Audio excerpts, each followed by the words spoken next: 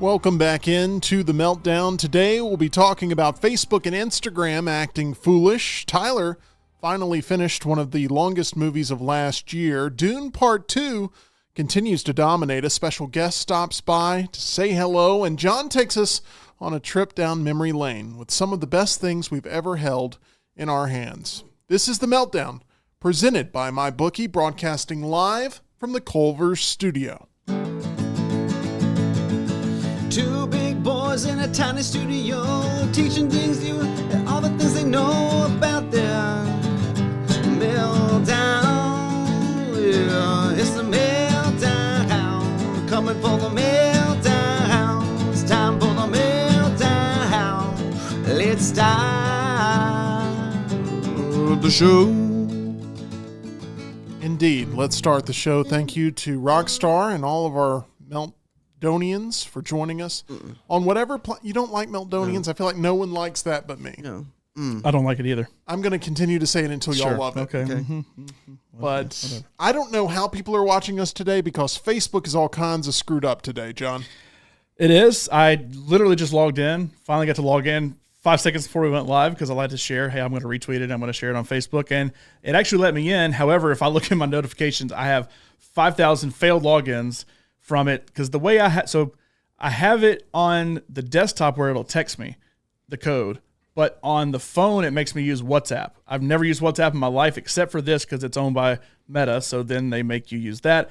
And so I finally, for the first time, got a code actually sent to my WhatsApp because I can't get a code there because it's also messed up because literally everything they own was messed up today, but it's finally working for me. Yeah, Facebook, Instagram, Google Plus. I don't think Google Plus is a part of this. How are Threads doing right now? Threads are struggling. Yeah. You know what? Yeah, I mean, it's part of the platform too. I haven't looked at Threads in probably 3 months. Haven't looked at them once? I looked at it a lot at first, and then I was like, yeah, I'll use this platform. Why not? I like Twitter, so this is good, but not my thing. The official response 3 hours ago was, we are aware and we're working on it. That was what we heard from Meta. So that provides comfort, but thousands of users having logging errors and accessing the social media service. Are they going to follow in the footsteps of AT&T and offer us $5 for the outage? I don't think so. Probably not. I don't Not think everybody's that's as big happen. as AT&T. I'll tell you where you can possibly win way more than $5, John, and that's MyBookie, our title sponsor. Yeah, look, I've actually been spending time on MyBookie because there was a few things I needed to. So the thing is, one of the apps I use to track my bets, I have to log in through Facebook. For some reason, I set it up that way. It was easiest at the time, and so I couldn't log in. So I was like, you know what? I'm just going to go through MyBookie and go through and actually look at all my bets and see how I did last night because I couldn't pull that up. Go to mybookie.ag. You can keep track of all of your bets there.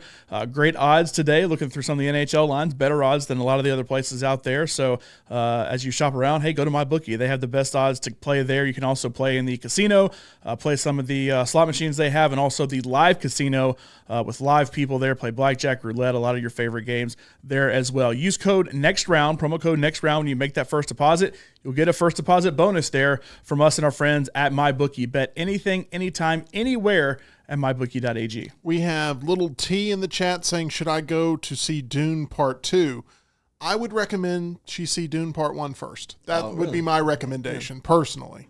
But I mean, it helps because it literally picks up right after Dune 1, so I'd be a little confused. I mean, you might could enjoy the explosions and the fighting and all the various things, but I would recommend Dune 1. Watch it at home. It's on every streaming service pretty much. Just watch it at your leisure and then go to the movie theater. Denis Villeneuve said that he wanted to make a movie like Dune Part 2 where you didn't necessarily have to watch Part 1 to enjoy it. And I would argue you don't really have to have seen Part 1 to enjoy this film. Does it do the thing like, previously on Dune? No, just picks right up where we left off. So that's good. I love when they do that. Now I kind of wish it would. The thing is, there's this voice that comes in right at the beginning. Tyler mentioned it in our review. That's like a alien kind of voice, and it has a quote under it. Yeah. So that's actually fairly close to what it sounds like. It's like Jabba on the toilet. But instead, now I wish if I go see it again, it has that previously on Dune. Previously on Dune, sandworms getting kinky. Wow. Oh, that's us with the popcorn bucket. There is actually a movie that came out last year that has sort of that break in the action where it goes into a radio play, and that is Killers of the Flower Moon, which, Tyler, you got a chance to see yesterday, even though we had warned against it. For some reason. You said, I've got to check this thing out. Everyone's buzzing about it, and by everyone, I mean, how many people were in your theater? A Approximately 4, including me. 4. That's so 3 other individuals. To be fair, the movie came out like 5 months ago. That's completely fair, but it's ahead of the Oscar ceremony this weekend, and really no one's talking about Killers of the Flower Moon, although it is still a strong contender to land Best Actress, and we'll see if that happens. Tyler, what was your reaction to Killers of the Flower Moon? Most definitely not Scorsese's best, but I don't understand why you guys seem so hateful towards it. Like, you guys seem to really have a visceral reaction to it. I assume it's because while I was watching it, I was miserable, and I think that had something to do with it. Like, I wanted it to end so badly, but I knew I had 2.5 more hours to go. I think that was my biggest problem with it. John? My biggest problem with it is I was miserable watching it. It was burning up. I don't remember if we saw the same showing or not, but it was burning up in Prime when I saw it. We did see it in the same showing. I was dying for whatever reason. I wear the same thing every day. A tie-dye hoodie and gym shorts is literally my go-to, and I was dying in there, burning up. So that was miserable, number one. Number two, my biggest problem with it is it's so many people I do like that when it doesn't hit, it makes it that much worse to me because Leonardo DiCaprio, I had Titanic on my list of, some of the best movies from the 90s. That turned me on to him, and he's been incredible since. Robert De Niro is incredible. Jesse Plemons is up there as one of the best actors in the business right now. And, of course, nobody knew Lily Gladstone before this, so there's no expectation from her. So that's fine. But Scorsese, you expect a lot more from. I don't know what everybody's favorite Scorsese movie is, but it is near the bottom for me, and that's what made it disappointing. And then when the radio play happens and he pops out, it's like, oh, I was fine until he popped out, and it's like you're doing everything you can just to make this worse. To give you a backstory, I loved this book. I read the book when we were on tour last year in the bus and loved it so much that I even included it in my awkward question with Coach Nick Saban to ask about what his favorite book in the past 6 months that he's read. He didn't like the question, but he actually answered it kind of sort of this time. But when I saw the trailer, love Scorsese. I'm fading on Leonardo DiCaprio. Love Robert De Niro, although he stopped trying, I think, until 1999. Let's see, Analyze That was his last attempt. He started taking a lot of paychecks. Yeah. So, and I saw the trailer, loving the book, and I go, nope, not interested. And I was so excited when I heard that Scorsese's doing this book. That's awesome. Leonardo DiCaprio's in it. It's got to be good. And I saw the trailer, and then I hear what all y'all saying. I was like, it's so disappointing. But even seeing the trailer, I was like, it just doesn't look good. Here's the other thing. Talk about how much you like the actors going into it. I feel like the marketing had a lot more of Brendan Fraser in it, and it was pretty much every scene that he actually was in the movie. He's in it for 5 seconds of a 5-hour movie, and he looks worse somehow in Killers of the Flower Moon than he did in The Whale when he was wearing all the prosthetics. It was awful, and I like Brendan Fraser. I liked what he did, and I thought he absolutely deserved the Oscar last year for The Whale, and then he pops up in this, and it's like, that's it? That's all we get from him? Is Lily Gladstone going to win on Sunday? I bring it up for a couple of reasons. Number one, we're talking about Killers of the Flower Moon, and a lot of people herald that as being the best part of the film. The second thing is Tyler has made a commitment that later this week he will be going to see Poor Things. And Emma Stone and Lily Gladstone, they are the two that are fighting for Best Lead Actress. It's really the only competition going into Sunday. It's a real competition. Who right now should be the betting favorite in your mind, John? My pick would be Emma Stone. I thought this is her best performance. I know she's already won for La La Land, but this was her absolute best performance. But it hurts her that she's already won. Correct. And I absolutely would bet on, because I don't know where the odds are. I can actually pull it up and see, but I don't know where the odds are, but I would bet, no matter what the odds are, because it's close enough, on Lily Gladstone. When she won the SAG Award, SAG Producers and Directors Guild, that kind of lays the foundation for a massive chunk of the Academy. And so when she won the SAG Award, that's when I kind of flipped on her and Cillian Murphy over Paul Giamatti as well to basically solidify those as the winners. Okay. Well, we will see which performance Tyler enjoyed the most after he gets done with his viewing menu this week. All right. We saw a trailer for another epic film earlier today. It came out yesterday, but it is the Garfield trailer. I don't know if you're a fan of Garfield, Rockstar, but this trailer, I don't think, made any of us bigger fans. Oh, it's tragic. Garfield cartoon was great growing up. I love the thing is, real quick, about Garfield, he's got a distinguished voice, and John Arbuckle and Odie. Then you see Bill Murray do Garfield awful, which is Bill Murray just doing his voice. Now you got Chris Pratt doing. So here's my impression. Somebody says, do Super Mario. Hi, I'm Super Mario. All right, Chris, now do Garfield. All right. Hi, I'm Garfield. Oh, man. It doesn't put you tough. into a film. It doesn't. It's Well, the thing is, I didn't even watch it with y'all because I'd already seen the first trailer where I've already heard his voice. And I literally turned over and said, "Oh, is that the Star-Lord solo movie?" Because it sounds like I'm just listening to a It's Guardians of the just Galaxy trailer or a Jurassic World trailer or any of those. There's no effort put into like changing. I know it's Chris Pratt's like, oh, I know Chris Pratt's voice. He's known for his voice. But to get Mario and now Garfield, I don't understand it. He's a great actor. I appreciate what he loved him in Parks and Rec, but that's what I don't understand. But the trailer is how do you say, god awful. It's so scattered. Of course, it's got an all-star cast: Sam Jackson and Bing Rames. The movie's supposed to be a comedy. Yeah, Cecily Strong. I didn't hear a smirk during the trailer. Not even a smirk, like, huh, like awful. But Snoop Dogg plays a cat.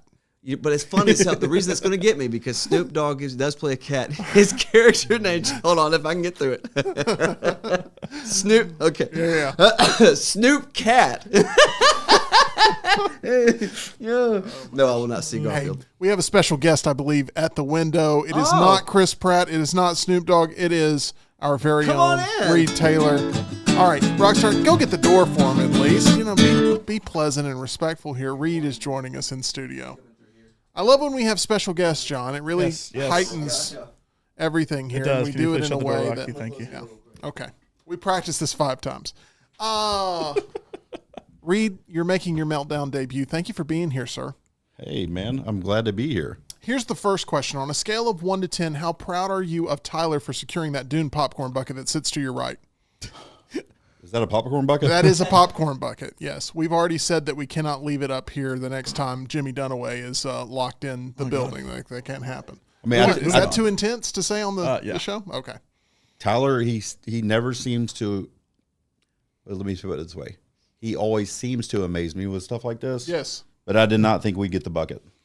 We did, and I'm proud of you, Tyler. Why don't you reach in, Reed? No. Gotta no, try it I'm out. good. I'm good. There's no I'm need good. to do that. Everybody else has had their turn. Your turn. Hey, last night you had plenty of turns there kicking my tail at the poker club, and I'm angry about it very much. I have not had a good day today.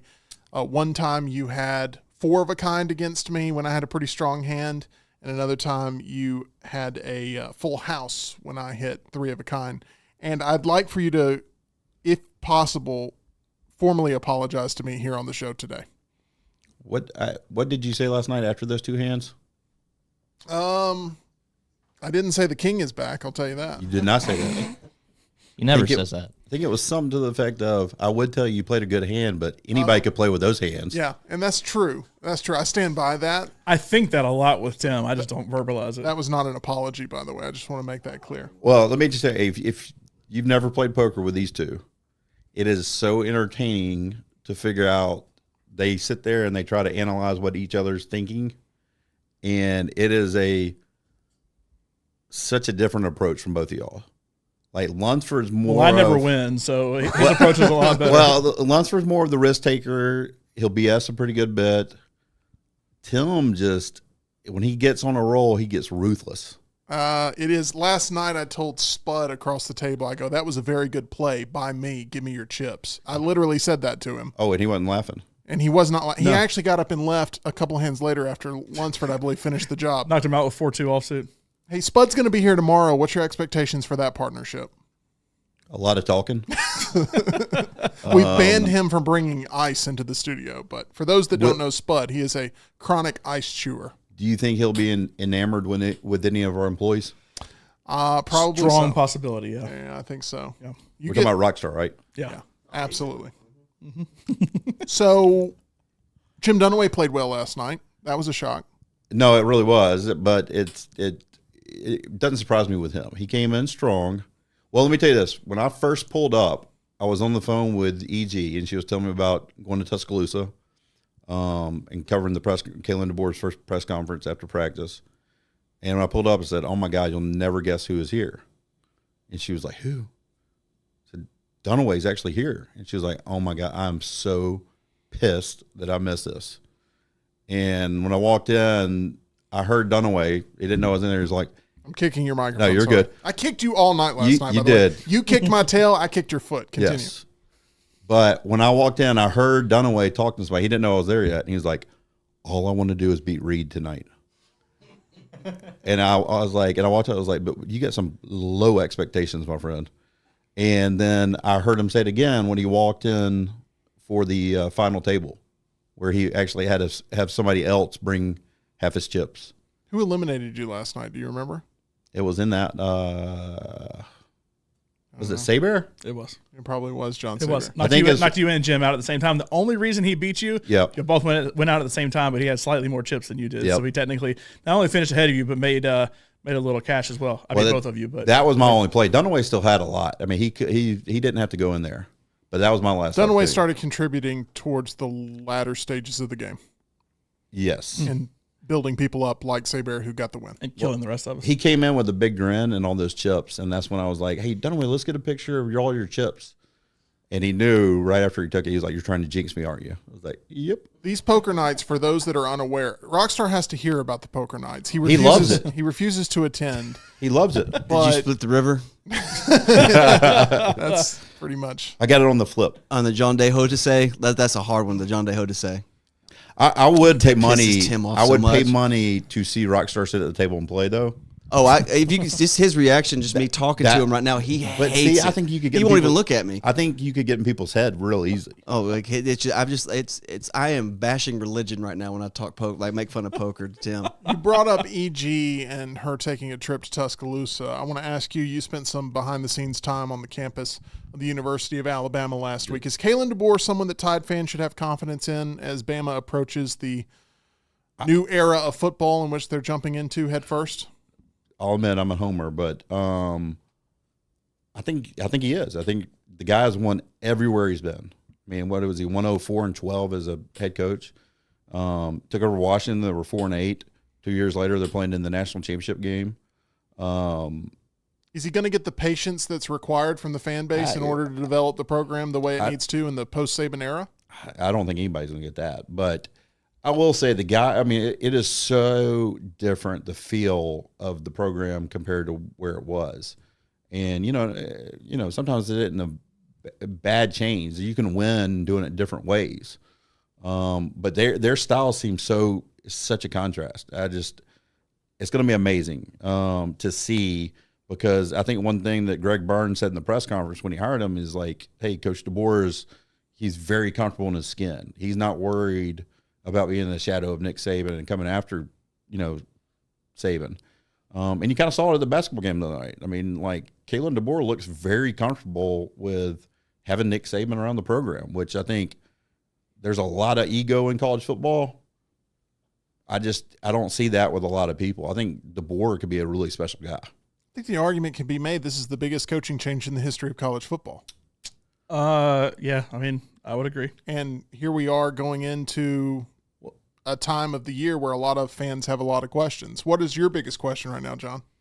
My biggest question now is, once you hit the post-spring portal, who does he keep and then who does he go get? Because, we're actually talking about this earlier. There's a good chance that you might see some more big names leave. And it's not a matter of, well, I hate this coaching staff. It's a matter of decisions have been made of, hey, this person's starting over this person that you would expect somebody else to start. But DeBoer's gone through spring. He's seen what he needs to see. There's a lot of backups because of how good a recruiting job Alabama does every year, that there's always capable backups that they could easily win a job when it comes to spring or when it comes to fall camp or whatever. But the biggest thing I'm waiting to see is there is so much more access now compared to how it used to be, and everything's so much looser, like Reed said, that the millisecond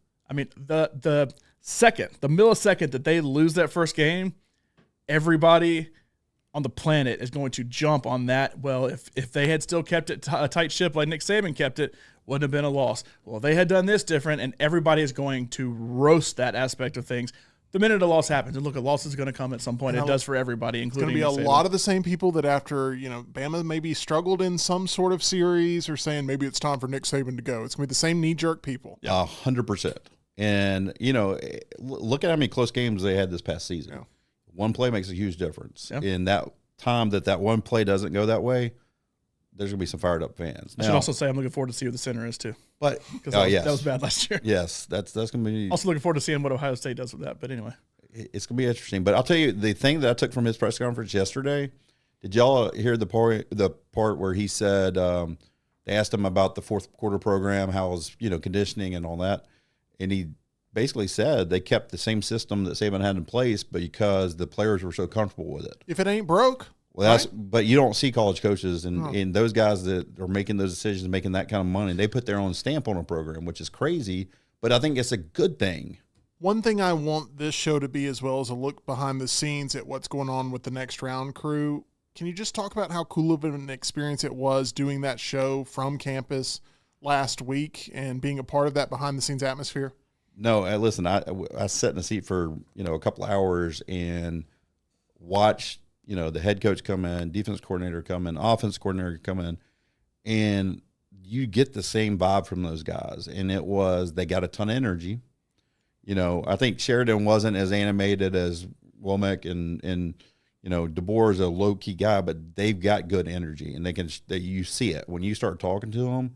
To me, the coolest thing though was after the cameras were off, DeBoer sat around and talked for 20 minutes and pulls out his phone and is showing like, hey, look at this vacation we did a couple of years ago. And he was talking about family, and it was just, it was cool to see. It really was. Like those guys, you're just thinking all they're going to do is come in, go do what they told you they do, get back out, go back to work. And, he really felt like one of those people that wanted to get to know people. And I can see how effective he can be as a recruiter. But it was impressive seeing all the behind the scenes. It was so funny because Taylor, little T, she was nervous asking like, hey, can you like show us? And Josh Maxson, a great guy that handles all that down there. He's like, just ask. And she was like, can we kind of see behind the scenes? And he was like, come on, and walked us through the entire facility. I can't imagine how much money that place cost and how much it does for the upkeep. And it was just such machine in there. Athletes in there, they're in the training room working. And we walked in the weight room and they were in the middle of the fourth quarter, their conditioning and programming, condition test and all that. And by the way, I think every football or workout program I had in my entire life, from middle school to high school to college, was all called the fourth quarter program. I feel like that's what everybody calls their thing because it's just like you got to play through the fourth quarter. You got to be conditioned to make it that far. But it was cool. I mean, you saw the players. There's competition going in the weight room. Yeah. So, the thing that I saw, there's a ton of good energy in the building. Hopefully that translates to success on the field. John, there's two programs I want you to talk about. One is the Next Round. How can people check out what's being produced by those guys each and every weekday, and a bunch of weekend content as well? At Next Round Live on all social media platforms, growing on Twitter and Facebook and Instagram and even TikTok out there, which did not go down today like most other things did. And then, of course, nextroundlive.com. You can catch us there. And then YouTube at Next Round live every day from 9 to 12. And then plenty of content. Like Reed said, going down to Tuscaloosa last Wednesday, plenty of content from there. EG going last night to Tuscaloosa, getting some content there. So as we are, football season's a long way away, but as we're getting close to spring training and, the 8A games here in about a month, a lot of content will be pumped out right there. We are obviously very supportive of that program. A lot of supporters of that program tuning in here to the Meltdown. We appreciate that. Program in which is supporting us right now, that's Way to Wellness, John. Yeah, you went to Way to Wellness today. You got the full experience with Leslie and the whole team there, and yeah, there you go. There you see it, the old W for Way to Wellness. Very fancy folder. It is. You got the packet. I've got the packet, and we have officially started our plans. I mean, I've been on it for 5-6 weeks now, and you're jumping on there. But look, go to aplanforme.com. You can get your plan developed as well. There, Leslie and her whole team, I mean, they have done an incredible job with me. They've done an incredible job with Jim Dunaway. He just came in talking about that right before the show. They've done an incredible job with my dad as well. He's known Leslie for a long time and is a part of that program and has gotten the weight off and is keeping the weight off as well. They developed a specialized plan for me. Tim came in. He's like, hey, did they tell you this? They tell you this? It's like, I got a plan that's different than yours is. They've given me a few different things than they've given to him. So go to aplanforme.com. You can learn everything there. I'm over 40 pounds down, and it's just going to keep going from here because I'm confident in the plan that they've given me. And that's all our friends at Way to Wellness. All right, that is the kumbaya moment of the day because me and John are about to throw blows here on the airwaves, and I'll tell you why. And I'm hoping Reed can provide maybe a little bit of mediation for what we're about to go through. Oh, God. We're both fans of Way to Wellness. We were both Tennessee Titans fans at one point. But after a lifetime of you being a fan and me being a fan and us just sort of randomly meeting up in the world of broadcast media and both realizing that that was the one team that we could get behind as a pair, and then you jumped ship, you abandoned the mission, and you became a San Francisco 49ers fan almost, it felt like, overnight. I am still heartbroken over this, Reed, because we used to bond over this one team, right? I'm a UAB Blazers fan. He's an Alabama Crimson Tide fan. I'm a Dallas Stars fan. He's a Nashville Predators fan. I could keep going on and on and on. We had the Titans, and now we no longer do, and it breaks my heart every day. Can you help? Who's the bad guy here? That's the first question. I'm not a big fan of jumping ship on your teams. Thank you. Not going to lie. Thank you. Now, I do think it's John likes to jump. When he jumps in, he likes to really jump in. So he did pick a pretty good team. What a backhanded compliment. When he likes to stab people in the back, he really jams the knife in hard. What? Yeah. I'll make sure the job You're gets done. trying to be kind right See, now, and I want you to be honest. I don't think you realize what he's doing, though. I just want honesty. That's all I'm looking for. I don't think you realize what he's doing. Since you're over here now, we usually have a little Madden season. Yes. Last year with the Titans didn't go so well for John. I mean, I won the Super Bowl. He won the whole thing. Yeah, but Now, they I weren't, lost to Reed multiple times. Yes, but that's what I'm about to say. He had to figure out a team that I would have a difficult time with. So he went for the best NFC team. He's doing it where he could also, I'll give him credit, he's giving you a chance to be the Titans. No, you're how much did he pay you? Is he paying for your buy-ins at poker? I mean, is this a running thing where you I am the only one in in this as a room that made money mercenary? last night. So, Take me you know. out. John, explain being a trader and what that lifestyle is like. It's fun, number one. Number two, here's the thing. I'm glad your team lost. At least they made the playoffs. But I'm sorry, how many Super Bowls does that have the Titans won? None. They were mentioned in the movie Castaway. They were a yard and a half away. Yeah, they were close. Here's the thing. I honestly don't care. I have given up on NFL. I refuse to look you in the eye. I have given up on NFL football in general. And that has nothing to do with the sport. That has to do with I was a Titans fan. The minute the Oilers came into town, I love watching Steve McNair. I love watching Eddie George. There we go. That was when I was starting to play football, was in the late 90s, was when I was starting to play the sport. And so I said, I need to watch the game a lot and see what I want to watch. And so at the time, they were the hot new thing coming into Nashville. And I said, okay, I'll get behind this team. I like watching Steve McNair play. I liked watching him the minute he went to Baltimore. I kept watching him there. Eddie George, one of the best running backs to play the game. So I fell in love with that team. Well, they were gone. Bud Adams, no longer with us. I don't think the current ownership is good. You don't have confidence in them. I don't think the understand current management is good. I don't think any of the players currently, except for Derrick Henry, are good. And please, for the love of God, I hope he ends up somewhere that can treat him right. They made the final thing that made me jump ship was the dumbest trade that they have made in their entire history. I don't know their whole history back with the Oilers, but the dumbest trade was trading A.J. Brown to the Eagles for nothing so that you can bring in the guy from Arkansas. I don't even remember his name. Treylon Burks. That has done nothing. Not a single thing for them. I'm sure he has catches, but he has done nothing for them. So then what they do this year, they went out and got a 40-year-old receiver to come in who also did nothing for them. Their quarterback situation has been a mess. You're relying on Will Levis, the guy who puts mayo in his coffee, to lead your program. I don't think Way to Wellness would be a fan of, if I had to be honest. Neither the coffee nor the mayo. Everything about the program has, and look, there's plenty of players that I have liked for that franchise. A lot of Alabama players have gone to play for that franchise. I love Justin Fowler playing for the Titans. There's a lot of reasons for me to have liked them, but Derrick Henry, poor Derrick Henry, is stuck, and they don't even trust Derrick Henry anymore. You know what I'm hearing? The backup's name is Spears that plays for him now. They go to him 9 times out of 10 over Derrick Henry, unless it's first and 1 on the goal line, and then if he doesn't get the first time, they can take him out and try something else. You know what I'm hearing? I'm hearing that he may come back to the Titans fandom. I'm hearing Hell that no. may happen. Hell no. Hashtag Tighten Up. Remember the Titans. That's I exactly remember what the Las Vegas Titans. do. I remember the Titans as I once knew them. Here's the thing.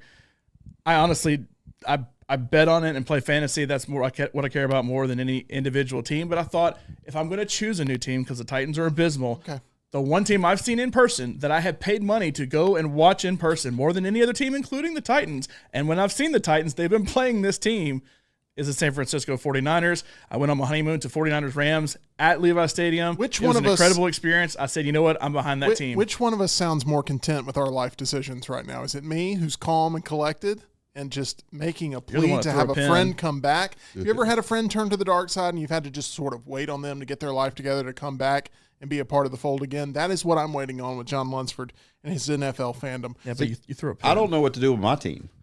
The New York Giants is Reed's team. What is the number one thing they need before the start of next season? If you could pick one thing, A new roster? Entirely new roster. an entirely new roster. Okay. No, their offensive line has been terrible for Yeah. years, and they've tried to address it. And I thought last year was like, hey, man, Evan Neal, that guy has a chance to be a good player. He was terrible and couldn't handle the pressure up there. And then the quarterback gets hurt every other game, and I like the guy. I want him to do well, but I think it's time to move on. Isn't it bad when an Alabama player comes in and disappoints you? Oh yeah, You it feel- is. you feel that much Because, more hurt? Listen, every year there's somebody there for the Giants to draft that's an Alabama player that I really think would be a great fit. Pass every year. Oh, The sounds one time similar they to do Titans. it, Yeah. one time they do it, horrible.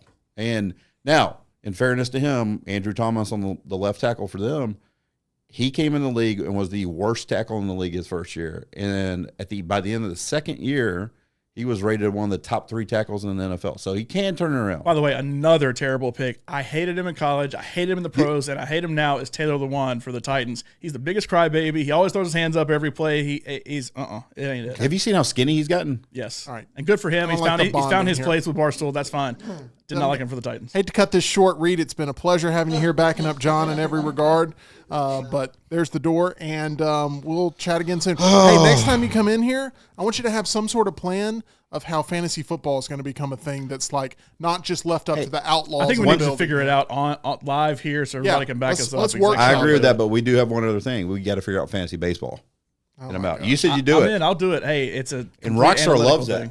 Absolutely loves it. Ozzie Guillen for life. All right, thank you. Hey, round of applause for Reed, everybody. Making Yeah. his Meltdown debut. Thank you so much. Oh my gosh, I'm so happy to have Rockstar back in this seat. Come on, Who does buddy. Babe Ruth play for now? Who's who, paper? Babe Ruth. He got traded from the Sox. I would say no. You're trying to trick me. He retired like a decade ago. Oh, okay. I know who Babe Ruth plays for. That's the hometown Birmingham Barons, who's the mascot. May not be drafting a lot of White Sox. Sorry. Okay. Here's what we need to do. We need to get to Luntz's list. And I'm really excited about today's list. It is one that I have wondered about with John of how he would lay these things out. The task in which I have assigned to him is name the 5 best gaming controllers ever produced.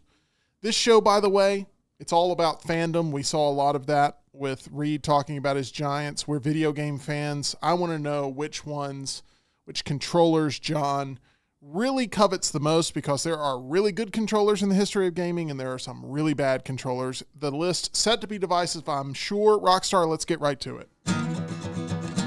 What is this? What is this? Lance's list. What is this? Oh. What is this? What is this? Lance's list. Lance's list. Oh. Lance's list of 5. Lance's list of 5. Lance's list of 5. Lance's list of 5. I provided backup vocals. Is that okay? Yeah, it's Can we fine. keep doing that? Copyright stuff, but yeah, you can do it. You're yeah. my new friend. Okay. Okay. Yeah. Let's do that. Reed and I are friends, and you two are friends. Let me tell you about Congratulations. my friends at Alabama Dental Associates. They provide specialized care in both general and cosmetic dentistry. These guys are there for you when you need them. Dr. Jeff, Dr. Brian, they've got flexible office hours for you all throughout the course of the week. They're open on Fridays. They're open on Saturdays. If you have a dental emergency, they will make time for you with Alabama Dental Associates. You can find them there at Grants Mill Road. In Birmingham, Alabama. 205-956-8977 is the number to go ahead and schedule your appointment today. They're friendly, they're courteous, they get the job done, they have great conversations with you while working on your mouth. That's what I call a good dentist. Yes, it is. Me and Dr. Brian have had a lot of great conversations while he's right in there getting the job done.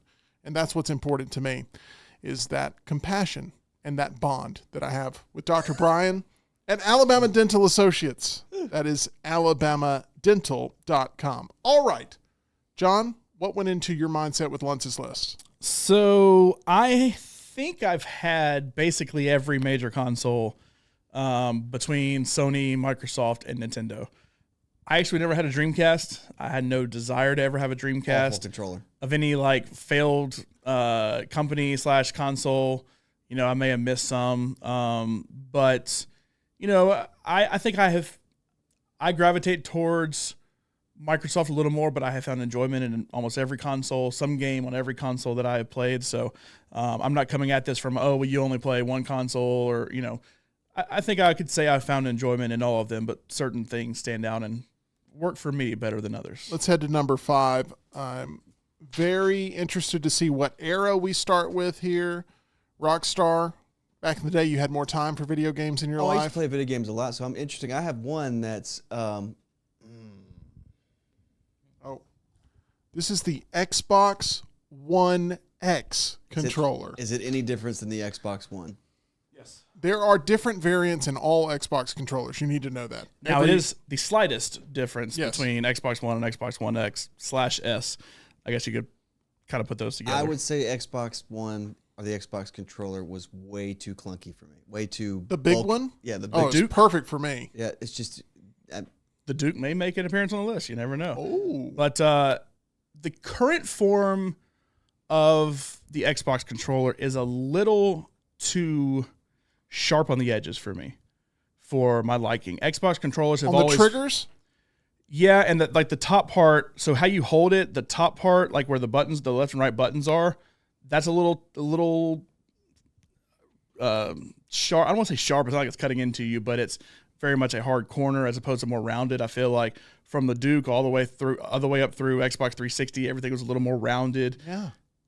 I feel like the sharper corners fit the current, design trends now. But overall, the curve is just better for holding in your hand in general. So I don't dislike it. It is currently the controller that I use because of current gen stuff. I do lean more towards Microsoft. And so when we play Rocket League all the time, and I'll pull my controller out, and I will prefer to use the Xbox controller if I had to choose one. The Xbox One X controller, just because of current gen stuff, I'm leaning more in that direction. Tyler, do you agree with this choice at number 5? So I haven't used the Xbox One X controller. On my list that I made, I had the Xbox One as the number 1 choice on my pick or on my list. We'll So see. Xbox One X is Current Probably controllers seems you have pretty to good. use, because you can't really go back and use old stuff a lot of times. It is my choice right now. But there's older controllers for older consoles that I would lean what more I into. remember when the original Xbox controller, would you call it the Duke?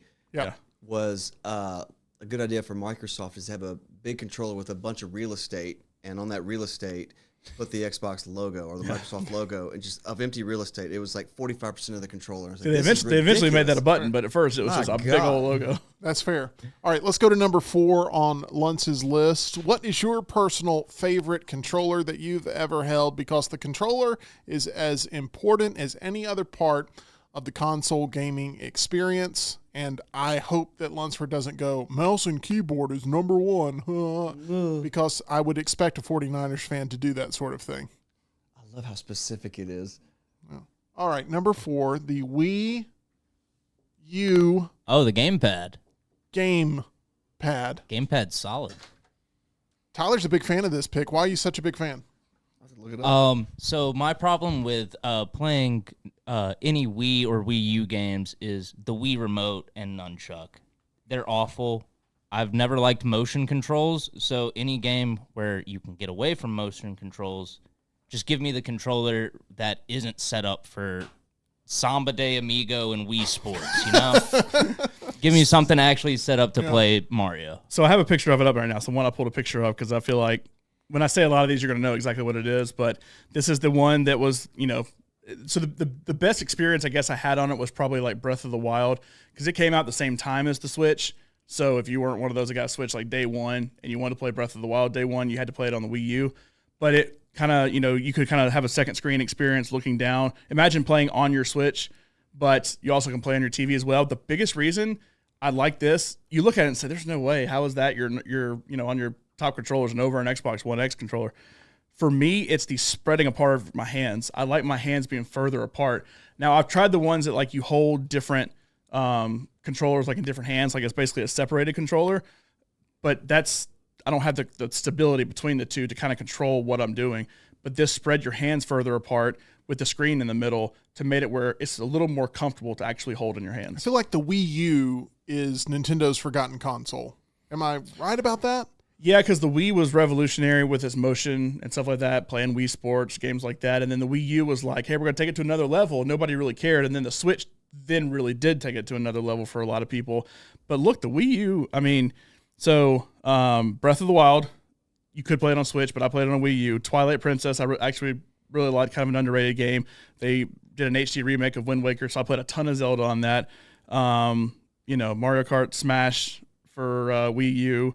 Super Mario Maker came out at that point, so that's the screen helped with Super Mario Maker as well. So there's a lot of games that came out in the Wii U era that you don't really think about because they come out with Mario games every time, Zelda games every time, Mario Kart games every time, Smash games every time. But ultimately, a pretty good roster of games for the Wii U. I feel like if someone says, I'm playing Xbox, everyone just imagines they're playing the current generation of Xbox. Right. But if everybody says, I'm playing the Wii, they're still thinking about the nunchuck experience. Yeah, and throwing it at the TV. And they're not stuff. thinking about the Wii U at all. Yeah. It is Gotta sort have of that just, control strap on. Watch out now, yes. Hey, I'll tell you that Dune popcorn bucket needs a strap as well on it. No, I fixed it. Let's go to number 3 before we get our show canceled somehow. I didn't play a lot of the Wii U. I didn't see it as a necessary console to own. And really, anytime I played the Wii U, it was because I was at Lunsford's house making sure that I was using his. All right, number 3. Oh, this is going to be one of those arguments here, I think. Number 3 is the GameCube controller. Now, the GameCube controller has a better legacy than the GameCube itself. Correct. It continues to live on to this day. It continues to stay in high demand. You show up to any sort of tournament to actually play competitive Nintendo, which I have done. Lunsford, you have done. The GameCube controllers are everywhere. Why has the GameCube controller stood the test of time? It's unique. And I think what they tried to make unique with the Nintendo 64, the 3-pronged one where you can hold it here or hold it here for the joystick in the middle. I feel like they refined that to make it more of what you get from an Xbox controller, and I guess a little bit of PlayStation controller. But the biggest thing I like, and you'll be able to tell this from the list outside of the Wii U gamepad that doesn't have it this way, is I like the offset joysticks, where when you're holding in your hand, left thumb is on the joystick to move, right thumb is on the buttons that you can then come down to like the look around joystick. But as it stands, you should have one joystick, one button, not both buttons are both joysticks, which is how the PlayStation one is. That's how the Wii U gamepad was too, but that's more about the size, more so than the buttons and the joystick. The GameCube made a Nintendo version of that. You had the joystick at the top and you had the buttons at the top, with the C-stick basically being your right joystick that was down. So it fit, for me, the more Xbox mold versus PlayStation. But then also it just works perfectly for one game in particular, which is why I still use it and why you use it, is Super Smash Brothers. And that's a game that continues to grow and evolve and continue to be very well received and played a lot. And that's the one thing that has kept me using it. And I can imagine playing that game with literally anything else other than a GameCube controller. So the fact that I'm still going back to that with the Xbox, I'll move on to whatever the new thing is. With PlayStation, I'll move on to whatever the new thing is. I absolutely have to have a GameCube controller to play a game like that. I do not really like the GameCube controller. I'll use it if I have to, but I prefer the Pro controllers that Nintendo has put out compared to using the GameCube controller. I actually also like the buttons. So there's a big button, little button, and then the two side buttons for the X and Y. I prefer that because think about games you play. Most games you play, you do have one button you hit a lot more than the others. How much do you actually hit Y when you're playing certain games on a controller versus how much you press A, let's say? It depends on how you have your button set up for a shooter or a fighting game or whatever it may be. But the GameCube had one big button that's like, look, that's going to be your button.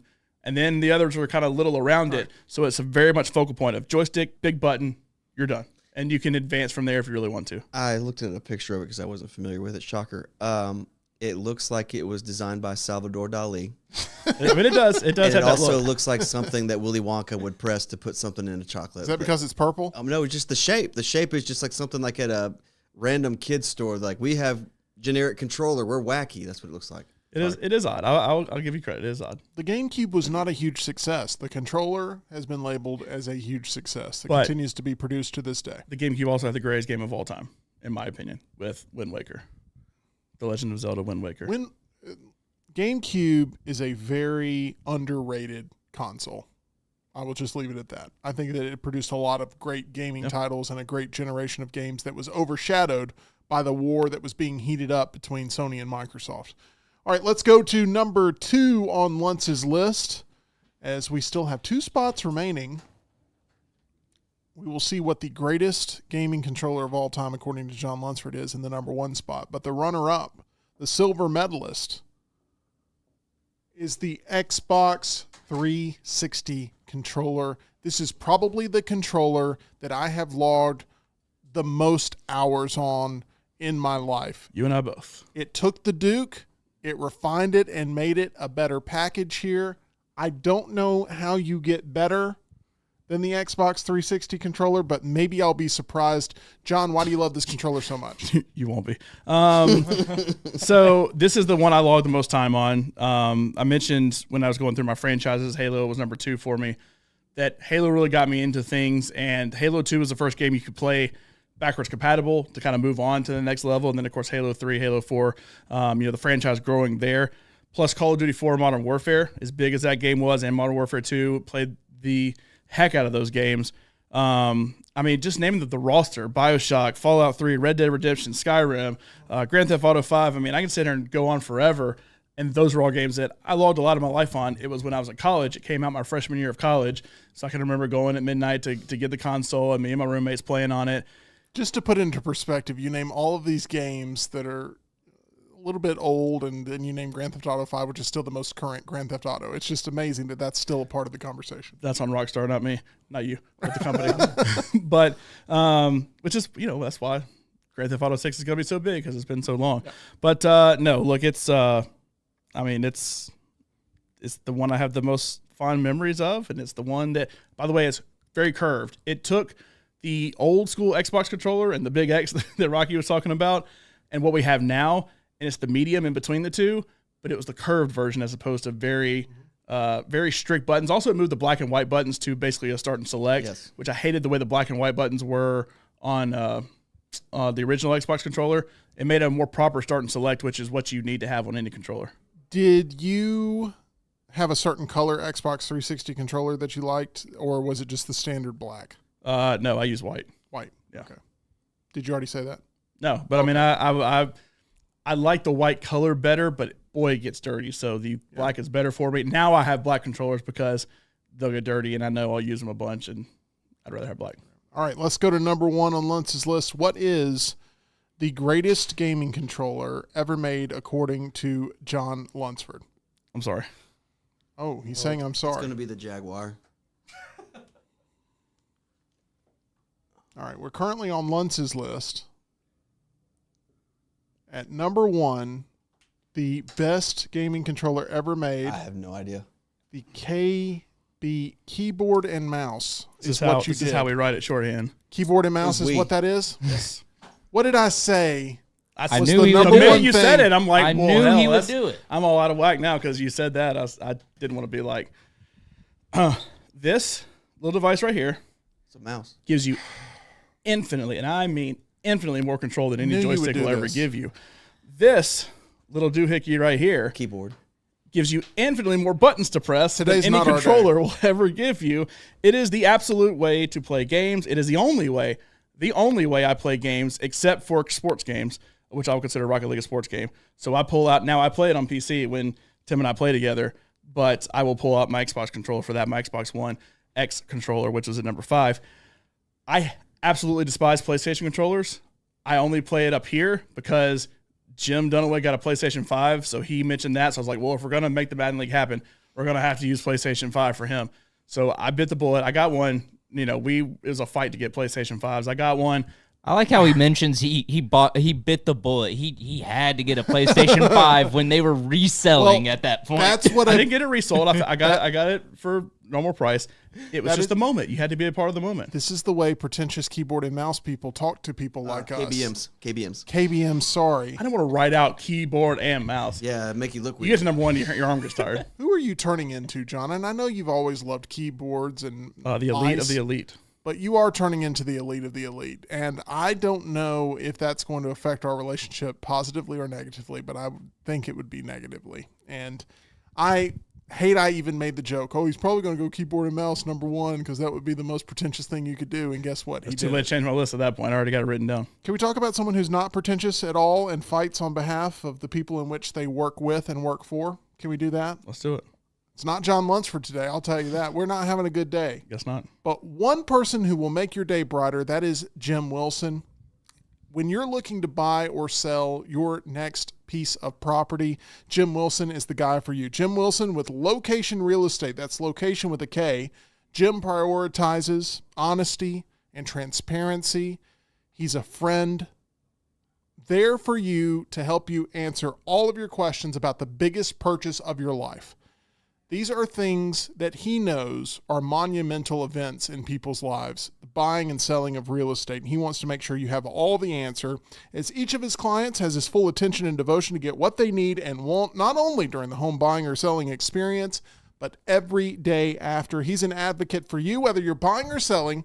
Contact Realtor Jim Wilson with Location Real Estate at 205-329-4758. It's 329-4758, or visit jimwilson.locationre.com. It's location with a K. All right, John, you're just rubbing it in my face now. Sorry, I was admiring my mouse and keyboard. This is a typical Dune lover I'm talking to right here. Oh, Star Wars is out, Dune is in. Yeah, that's the same mentality that you have here with Luntz's List. I'm Truth hurts. Not a fan. So really, the answer here of the greatest controller ever made is the Xbox 360 controller, according to Luntz's List, from what I can tell. I mean, the best way to control yourself in a game is a keyboard and mouse, but of the consoles, yes, Xbox 360 is the best. I mentioned Dune. Asked about plans for a third Dune film, Legendary's CEO suggested there could be news very soon, according to The Hollywood Reporter. Here's the quote: "We're all actively engaged in Dune Part 3. That's what I'll say for now." This is not breaking news in the very least. We knew there was going to be a third movie unless this one just fell off a cliff financially. It's setting all kinds of records for the year. There's going to be a Dune Part 3. Why aren't they just coming out and proudly saying, like, we can't wait for Dune Part 3? Are they in contract negotiations or something right now, John? I mean, honestly, with Dune, they labeled the first one Dune Part 1 from the beginning. They didn't necessarily advertise it that way, but the title card at the beginning says Dune Part 1.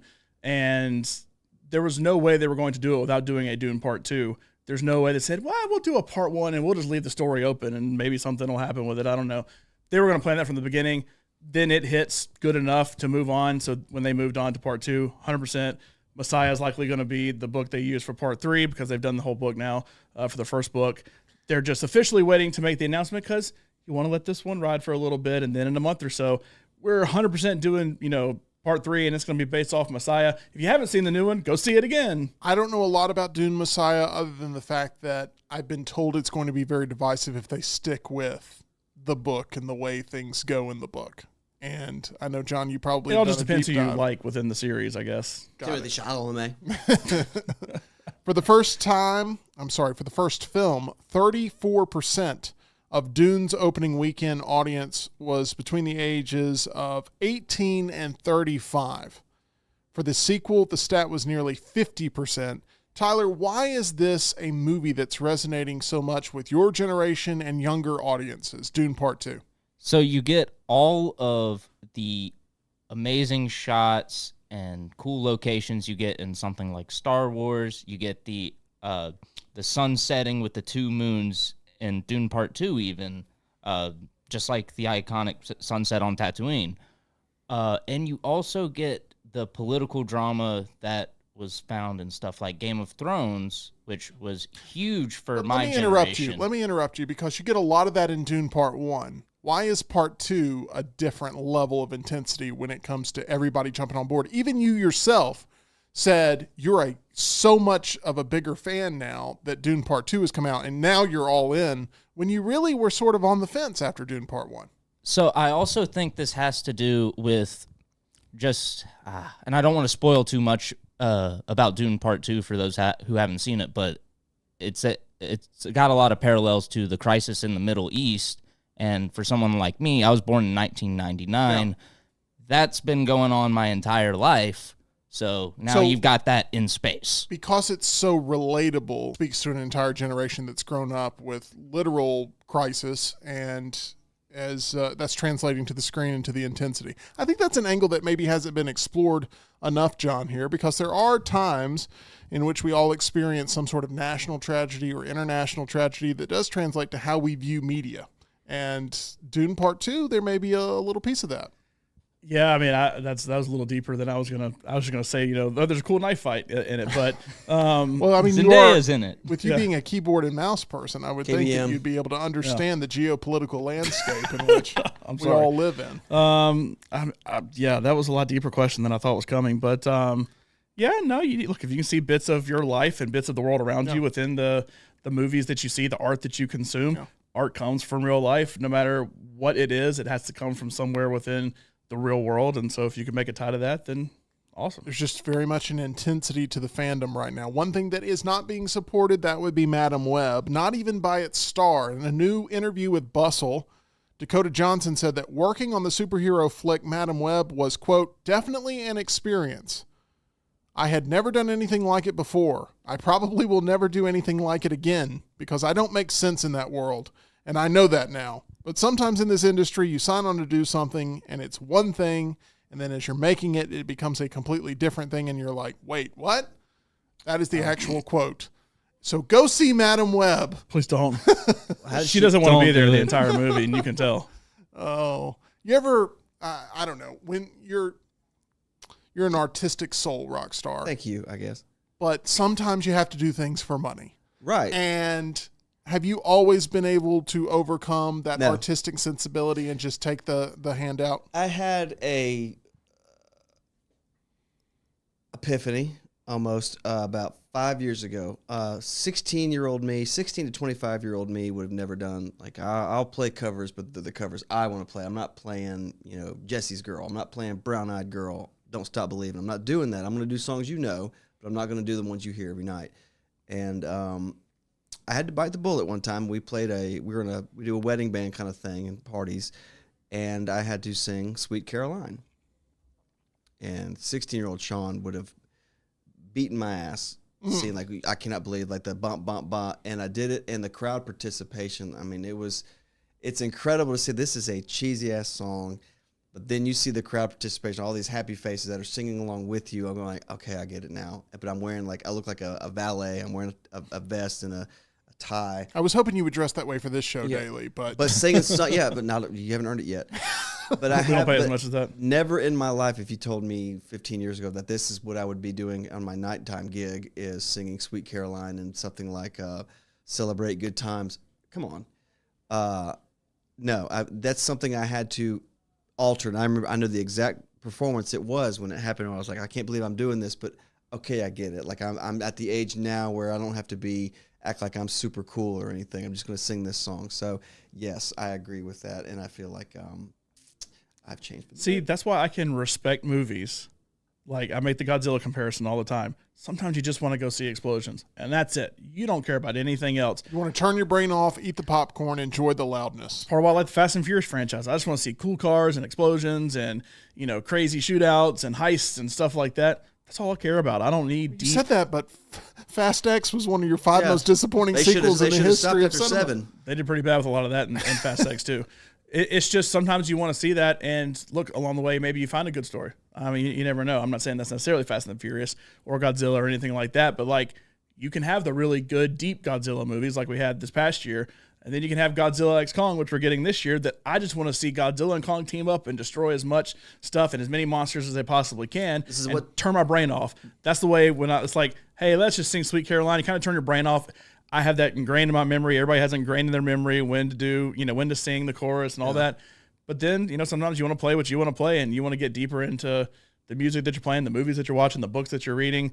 There's kind of both of them, and so I can understand both sides of it, even though I don't always want to go see the popcorn movie, but every now and then it's cool to just release. The way you describe about the two Godzilla movies makes me think of Godzilla minus 62, whatever you said it was, is this Godzilla wears glasses and he kind of goes to bed early and he's a thinking man's Godzilla.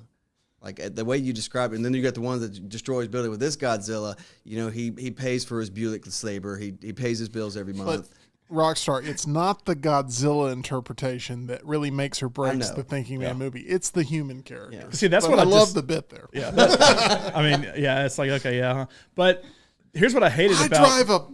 Anyway, go ahead. Here's what I hated about the American ones, though. I feel like they tried to make the human interaction mean something, and the human stories mean something with Kyle Chandler and Millie Bobby Brown and the different people they've had in there. But I don't care. Bryan Cranston in the first one, Aaron Taylor Johnson, Elizabeth Olsen, who played brother and sister in one movie. And we cared about none of it. Exactly. So don't even try.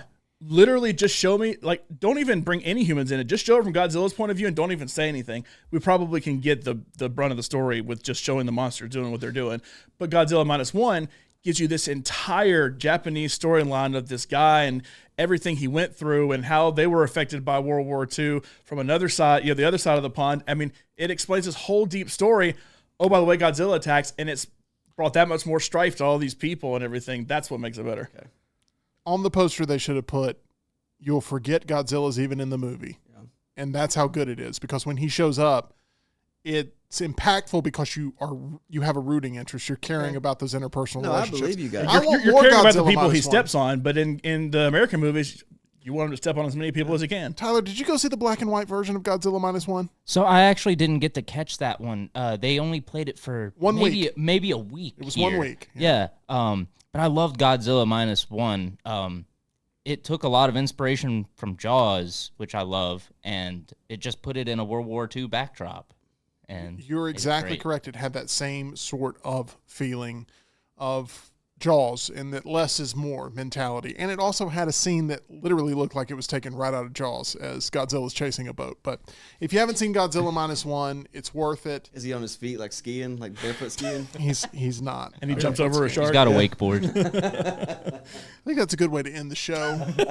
Really appreciate our title sponsor. That's MyBookie, John. You're playing on MyBookie later tonight. I am. I'm going to play some NHL tonight. Big night on Tuesday is when most of the teams play there. And going to play that at MyBookie.ag. Use promo code next round like I did to get that first deposit bonus there. And you can bet anything, anytime, anywhere. You can play NBA, NHL, anything you want. Hey, pulled up the Oscar odds. Lily Gladstone at minus 174. Emma Stone's starting to drop back at plus 125, so definitely seems like it's going in that direction. You can bet on that. I did. As we were talking, I said minus 174. I can lay a little bit on that because I do feel confident it'll happen. So go there, mybookie.ag. And if you're looking for something great to eat for dinner, Culver's is what we recommend. You can get a delicious butter burger and tell them that the Meltdown sent you. You can check out their locations of Birmingham or Hoover. Just look it up right there online. This has been The Meltdown, presented by MyBookie, broadcasting live from the Culver studio.